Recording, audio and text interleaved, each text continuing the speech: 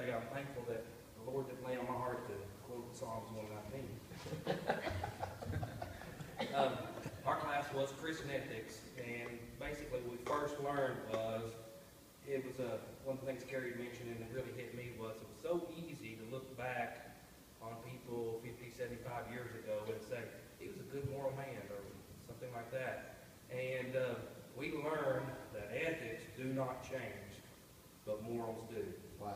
So I think Carrie mentioned he made that comment when we first started about a guy, and it really made him think, because what are we comparing to culturally moral now? So, things that maybe your grandpa were moral years ago is not the same thing with what a person would believe now. So to say somebody was moral, it could be totally unethical, biblically unethical.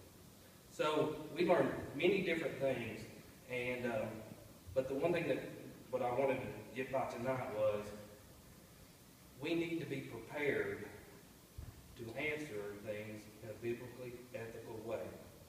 Not what is culturally acceptable, what people think is moral these days. And I just kind of hit on a few questions that I want you to think about if somebody came to you and asked you, how does God feel about this? Is it okay to have abortion? What is God's belief? Number 2, how does God view suicide? 3, is euthanasia biblical? 4, is in vitro fertilization biblical? Is stem cell research biblically ethical? The culture accepts cloning now. Would God be pleased with it? Does God approve of frozen embryos? And if you allow them to thaw out, we discussed, how would God view that? Would it be murder?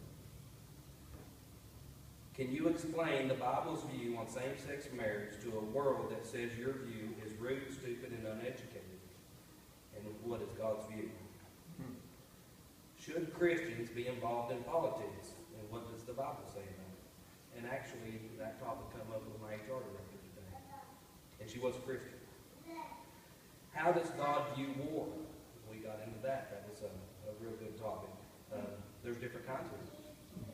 So that was one of the things that I thought of was, there's just multiple different kinds of war. There were different kinds of wars in the Bible. But which ones are acceptable to God and which ones are not? Is capital punishment biblical? And the 12th question, does God view different races differently? And, we shouldn't answer any of those by our opinion. If we don't know, we need to research it biblically and come back to that person with an answer. But as times that they do get rougher, it's a good chance some of us may have family members, you may have Christians that approach you that way. And we need to be prepared to try to answer those more biblically and help them and maybe encourage them to take this class if it's ever taught again. Hey.